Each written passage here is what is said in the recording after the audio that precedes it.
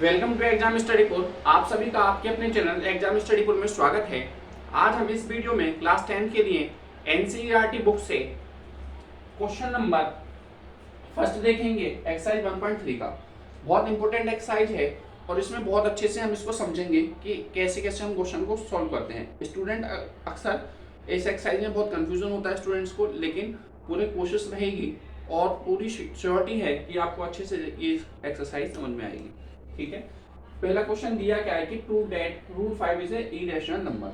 आपको बताना है कि रूट 5 एक इरेशनल नंबर है, ऐसा प्रूव करना है आपको।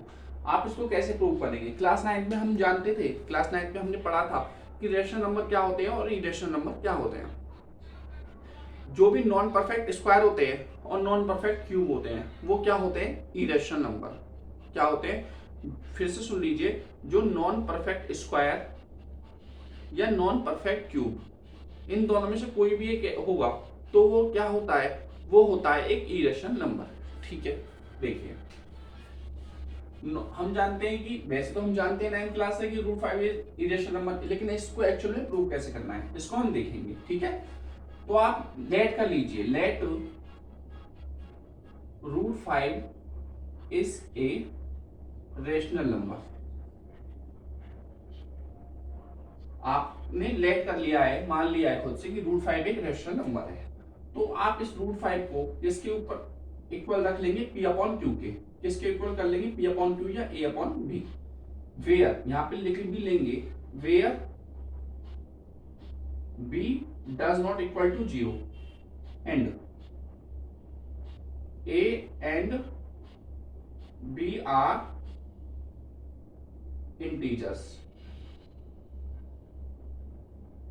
ये दोनों इंटीजर्स हैं। Also 1 is common factor. 1 एक कॉमन फैक्टर है ऑफ ए एंड बी। ए और बी का 1 कॉमन फैक्टर है, सो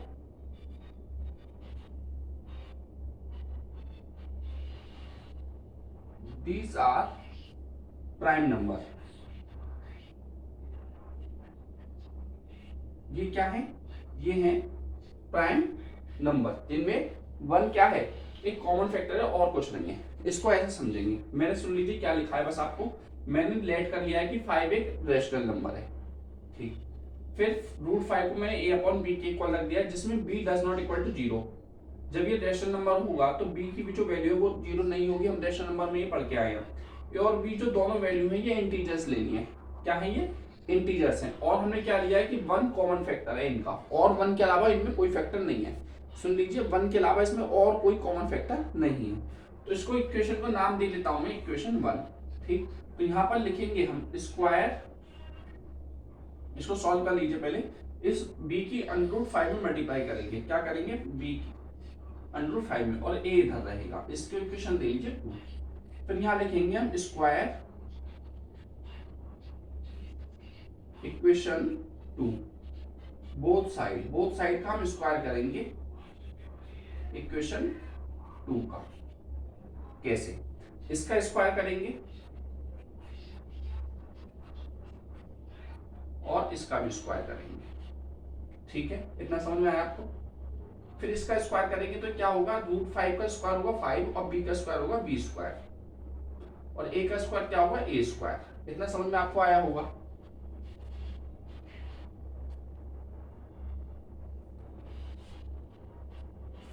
ठीक, फिर ये जो वैल्यू है, आप ये बी स्क्वायर के साथ क्या है? 5 यहां पर लिख देता हूं। बी स्क्वायर के साथ क्या है? वो वैल्यू नीचे आएगी। क्या आएगी? वो वैल्यू नीचे, और ए स्क्वायर रहेगा ऊपर। आप यहां पर एक बात का ध्यान देंगे कि ए स्क्वायर को डिवाइड कर रहा है 5। क्या कर रहा है? ए स्क्वायर को डिवाइड कर रहा है 5। तो एक थ्योरम में क्या कि अगर इस थ्योरम को समझिए थोड़ा सा, अगर यहां पर मैंने लिख दिया 4 का स्क्वायर, क्या लिख दिया? 4 का स्क्वायर। 4 के स्क्वायर को अगर 2 डिवाइड कर रहा है तो हम क्या बोलेंगे कि जो खाली अगर हम 4 लिख देंगे तो इस 4 को भी डिवाइड करेगा ये 2। क्या बोला मैंने? अगर कोई नंबर 4 है, 4 के स्क्वायर को ये डिवाइड कर रहा है, 4 का स्क्वायर कितना आएगा 16। अगर 4 के स्क्वायर को ये 2 डिवाइड कर रहा है, तो अगर हम स्क्वायर नहीं लगाएंगे, सिंपल 4 लिखेंगे, तो इस 4 को भी ये नंबर 2 डिवाइड करेगा। ऐसे ही और देखेंगे, अगर 7 के स्क्वायर को 7 के स्क्वायर को डिवाइड कर रहा है, कोई नंबर ले लीजिए 7 सपोज, ठीक है। तो अगर 7 इस 7 के स्क्वायर को डिवाइड कर रहा है, तो ये खाली सिंगल 7, ये 7 इस सिंगल 7 को भी डिवाइड करेगा। और देख लीजिए, अगर ये 25 के स्क्वायर को डिवाइड कर रहा है कोई 5, तो हम बोल सकते हैं कि खाली 25 को, सिंगल 25 को भी डिवाइड करेगा ये 5। इसी प्रकार हम ये बोल सकते हैं इस फॉर्म से कि अगर 5 ए स्क्वायर को डिवाइड कर रहा है, तो इट आल्सो, यहां पे लिखेंगे so it also, so it की जगह बी लिख लीजिए।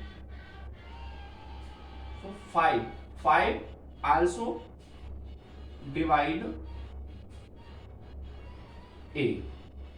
इफ क्या लिखेंगे, if 5 divide A square, so 5 also divide A को भी डिवाइड करेगा, जो कि मैंने आपको इस थ्योरम के थ्रू समझा दिया है, ठीक है। अब आपके पास ये आ गया, ठीक। आप इतना समझ लीजिए, जितना मैंने उतार दिया इसको समझ लीजिए, इसको स्क्रीनशॉट लेना है, स्क्रीनशॉट ले लीजिए, मैं इसको इरेज करता हूं, फिर आगे का प्रोसेस में इस पे उतारता हूं, ठीक है, फिर आपको समझ में आएगा।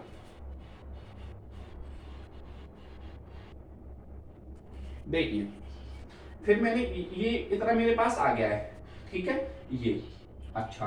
अब मैं क्या करूंगा, मैं इसकी क्रॉस मल्टीप्लाई करा लूंगा 5 की बी स्क्वायर में, तो 5 की बी स्क्वायर में मल्टीप्लाई कराऊंगा और ए स्क्वायर, ठीक है। अब मैं क्या एज्यूम कर लूंगा, लेट एज्यूम कर लूंगा मैं, लेट ए की वैल्यू 2c, ए की जगह में क्या रख दूंगा 2c। तो जब मैं पुट करूंगा इक्वेशन 3 में, पुट यहां पे लिख लीजिए, put a equal to 2c in equation 3। तो जब इसमें पुट करेंगे तो आप क्या देखेंगे, सॉरी 2c नहीं 5c रखेंगे। तो जब आप इसमें पुट करेंगे तो कितना होगा, a की जगह ये 5c का स्क्वायर हो जाएगा, और 5b स्क्वायर यहाँ चल रहा है, और इसका जब स्क्वायर करेंगे कितना आएगा 25c स्क्वायर, इतना आपको देखने को मिलेगा, ठीक है। इस 5 से इस 5 को जब कैंसिल करेंगे तो कितना आएगा 5 टाइम्स, तो b स्क्वायर इक्वल टू कितना आएगा आपका 5c स्क्वायर। और जब c स्क्वायर की वैल्यू आप निकालेंगे तो 5 नीचे और b स्क्वायर ऊपर, ठीक है। c स्क्वायर की वैल्यू निकालेंगे तो b स्क्वायर के नीचे 5। तो हम यहाँ क्या लिखेंगे, जैसे यहाँ पे लिखा था, because 5 divide value of b square, so it also divide b। 5 जो है ये डिवाइड करता है b स्क्वायर को, तो ये डिवाइड करेगा आल्सो b को भी। इतना आपको समझ में आया, ठीक है। तो आपने क्या देखा, सो 5 किसको डिवाइड कर रहा है, 5 divide two a and also divide b। So 5 is, यहां पे लिखेंगे because 5 is divide a and also divide b, so 5 is common factor of a and b। 5 common factor होगा a और b। जो हमने मान के चले थे कि a और b का, इसका जो हम मान के चले थे कि रूट एक रैशनल नंबर है, तो अब तो रूट क्या हुआ, हमने प्रूव भी कर दिया कि ये एक रैशनल नंबर नहीं, सॉरी ये एक रैशनल नंबर है। क्या है, रूट 5 एक रैशनल नंबर है। सो यहां पे लिखेंगे, सो a upon b is rational number also, जब ये रैशनल नंबर है तो इसके इक्वल ये है root 5, so root 5 also a rational, so rational number, so root 5 also a rational number.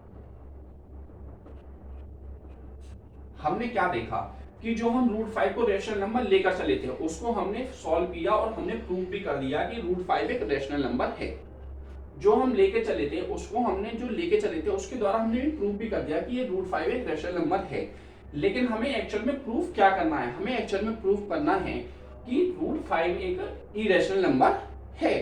तो आप देखेंगे आगे का, इसको मैं थोड़ा इरेज कर देता हूँ, इसको उतार लीजिए या स्क्रीनशॉट ले लीजिए, फिर मैं आगे का सॉल्व करता हूँ कि कैसे हम, अभी तो हमने रैशनल नंबर प्रूव कर दिया है लेकिन एक्चुअल में इरेशनल नंबर प्रूव करना है वो कैसे होगा।